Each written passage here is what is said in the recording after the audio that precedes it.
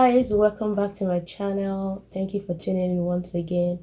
If you're a new subscriber, I want to say you're welcome. Don't forget to hit the subscribe button, turn on the post notification bell so you get notified anytime there's a new video. And if you're a returning subscriber, I want to say thank you for coming back. Pretty much you already know what we're talking about from the title of this video. We'll be talking about an important topic with an important person, and I'll just let her introduce herself. Okay, guys. All right, scratch the important person parts. Okay. I'm just Constance Amadi, and by God's grace, she said I should tell you guys about some things about me, but I'll try. As of now, I am the youth pastor at the RCCG Kings and Praise Center, and the youth group is called New Breed. If you're part of New Breed, just leave a thumbs up in the comment section. No, guys, I love you guys anyways, and I miss you. I can't wait for lockdown to be done so I can see you guys and bully you people again. Okay, no, I don't bully people. You know what I mean. Okay. And also as I sing in the church choir. I am one of the coordinators of the teenage church. I'm in the social media team. There's some things I do in church, and there's just things. And once in a while, I just do other things. So she's sold out to Christ. As God gives me grace to. But for work, I am a registered nurse, and I've been doing that for about 2 years now, and it has been wonderful. I really love being a nurse. So, guys, if that's what you're doing, if you're in school for nursing, please, Nursing students. Yeah, so I just want to encourage you, keep going.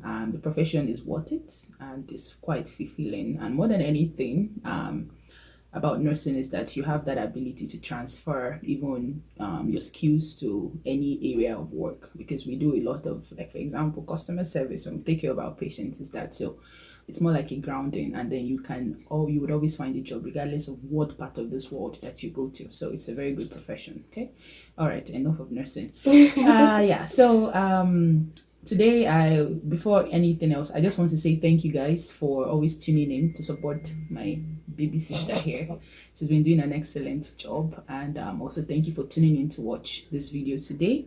For you to click the button, I think it's something that you're interested in. So I just want to beg you, even from now, to try to go through with this video from now till the end, because we'll be sharing lots of important tips and godly truths that will help build us as youths together. Thank you, Blessing, for bringing me onto your platform. You're welcome. Appreciate it. You just need to pay after this. So today we'll be talking about how to deal with distractions as a Christian youth.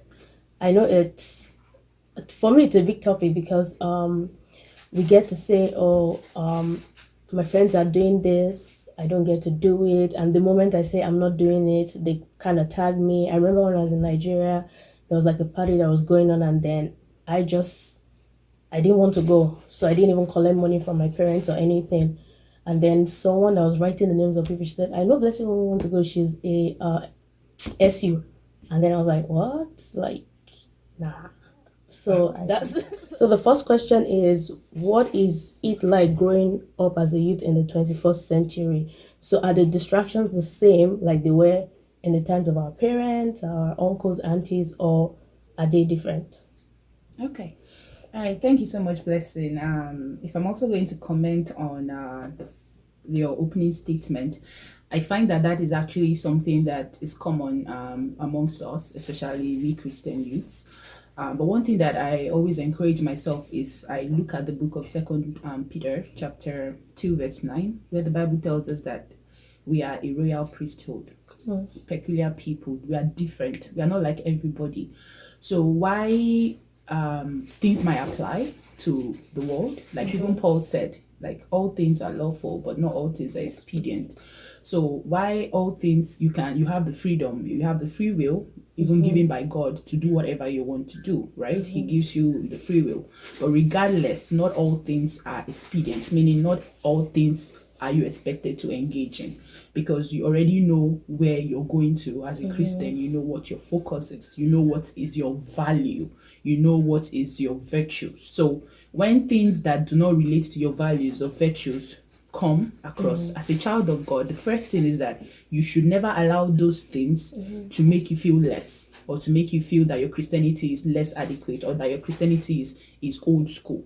God is never going to be old school or new school. God can never be in any school. He's dynamic from the beginning till the end. He's always going to be there. He's always going to be God.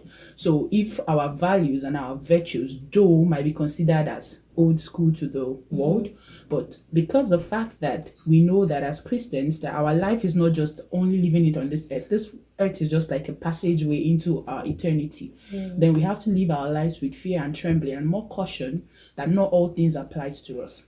And by the time you start seeing the word of God and believing it and accepting it for who God says you are, in the light of that you are different, you're peculiar, you're unique, then all those things necessarily will not really matter, because you know that not all things applies to me. You're not everyone, you're not anything. You are someone who is special and unique to God.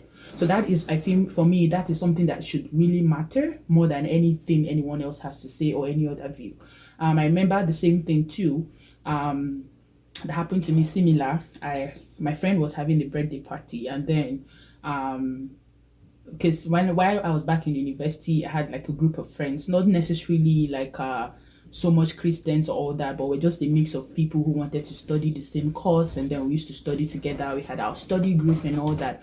But one thing that happened one time was one of my friends had a party, and they were planning to do it in like a nightclub. And then someone raised the point that if it's a nightclub, Constance is not going to come.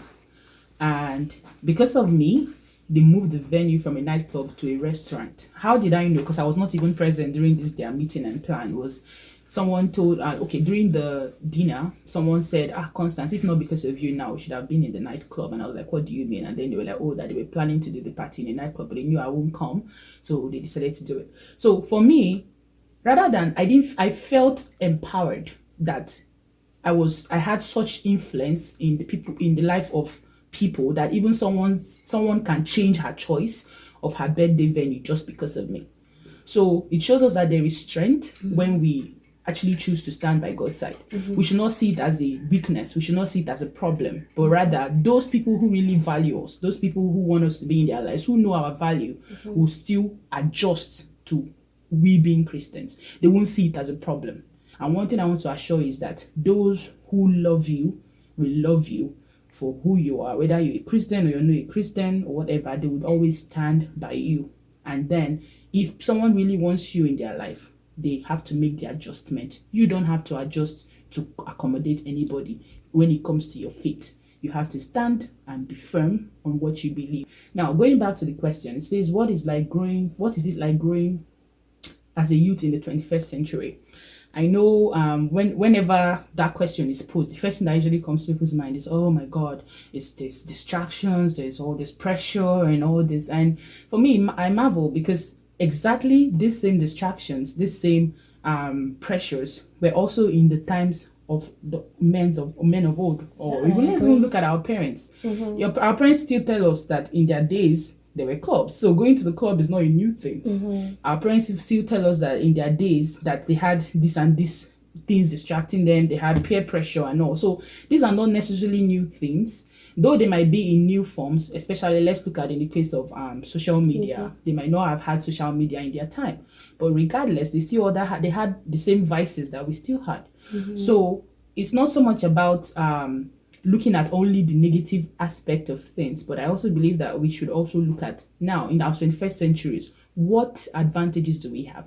One thing I know that we've been able to get now is access through technology. We have more access to services, we have more access to knowledge, we have more access to information, we have more access to opportunity. Rather than give too much credence to this distraction, I would rather say that it's a relationship issue, not a distraction issue in terms of how our work with God is. Because why I say it's a relationship issue is because distraction is just a loss of focus from something that you're meant to be paying attention to, right? Like, okay, I got the definition here. It says a thing that prevents someone from giving full attention to something else.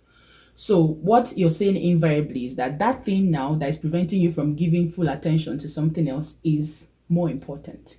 Because for something to be able to move your attention from something you're currently doing, it means that that thing is more important. So like why I said is a relationship issue in terms of who is God to you. What place does God have in your life? Because if God is important to you, then more than social media, more than technological vices, as we say, or more than peer pressure, if God is more important to you than pleasing your friends, then those things cannot serve as a distraction. You should not be using other things to use as like to say, okay, it's because this thing is around, because I have Facebook, that's why I cannot give God time. So all you're just trying to tell me is that Facebook is more important than God. So if Facebook is more important than God, then the question now asks, the fundamental question now is, are you really a Christian? Because for you to claim to be a Christian, what you have said is that God, I'm making you first. I'm putting you first in all my going out, my coming out, all my actions, my attitude. It has to be like you. So if I'm then putting something else and claiming and tagging it as a distraction, then there's a fundamental problem with my spirituality, with my faith. So it's not so much about what is out there, it's so much about you. I really love his song, and who most of my research was from is Jonathan McReynolds. He made a very beautiful song called Make Room. And the first few lines of that song says, I make room for what I want. I make time for what I desire, So it's if you take God, and he said, I choose my priorities. And this brings me back to the point of free will. We have that free will to choose what's our priority and then to give our full focus on those things that are our priority. We can still choose. We have that ability to stay focused on what we want to do. So whether the times have changed or not changed, for me, I feel like, yes, things have improved, but things are not so different. The distractions, the pressures, everything is still the same. They might appear in different forms now, but regardless, we are still in the same phase as our parents who have passed. And the truth is that in the next 50 years, we'll be telling our kids the same thing. In my time, there were clubs, and it will still be the same thing. Maybe the clubs might have brighter lights now, maybe louder speakers, but it is still a club. It does not change anything from being a club. So I'm sorry I'm emphasizing so much on this club aspect, maybe because that was where our example started on. But I'm just using this to say that things have not necessarily changed, but rather we now have more access to things, but we can use it as positive tools rather than using it in the negative light. So that's just my answer for that first question. So I know that just something I wrote down here. I said some causes of distraction include a lack of interest in the object of attention. So if you say you're a Christian and you lack interest in doing the things of God, then there's a fundamental question you have to ask yourself and be honest to yourself. Am I really a Christian? Because you can't say that you love God, you can't say you serve God, and then things of God do not excite you. Things of God have no relevance or value for you. You just act or behave, whether it hurts God or it doesn't hurt God. So if I'm married to somebody, I don't just wake up in the morning and decide to do anything I like. Especially when I know that this person might not like it. Like, I know what this person wants. I know what this person likes. I don't just wake up and say, okay, so I know Mr. A hates this thing, so I'm going to do it. And I really love Mr. A. Like, I love Mr. A so much, but I'm still going to hurt Mr. A. I'm still going to do what Mr. A doesn't like. Then you don't love Mr. A. So that's it. So you can't claim to love God and you know vehemently that God hates this kind of lifestyle. God hates this kind of things. And you're doing it. And you still claim that you love God. You still claim you're a child of God. How does that add up? It doesn't make any sense. So if truly you're a child of God, then things of God should excite you. Pleasing God should be your paramount value. So I feel that we Christians, we should be guided in really in not just in our utterances and like what we are saying, but also in our actions, because our actions display really confirms our faith. The Bible tells us in Matthew chapter 5, I think verse 22, that by their fruits you shall know them. So the fruits we lay means our actions, our attitudes, proves and confirms our faith in Christ. So that's just where I would stop. If you have any comment at all for this first question, even while you're watching, I know this is not a live stuff, but if you have any question, please feel free to send. And if it's something that you want me to clarify or talk more about, Blessing will surely get back to me, and then we can also talk more about it. Okay, thank you. With money, I'm just kidding. Okay, so the next question is, I think we pretty much talked about it. Like, how can I tell exactly what is distraction? And we've pretty much talked about it. Things that shift your focus away from God. That is pretty much what is distraction. Peer pressure, social media, sin, anything you want to call it. The moment you are not looking onto Jesus, the author and finisher of our faith, then you're probably distracted because you've just moved and shifted your focus.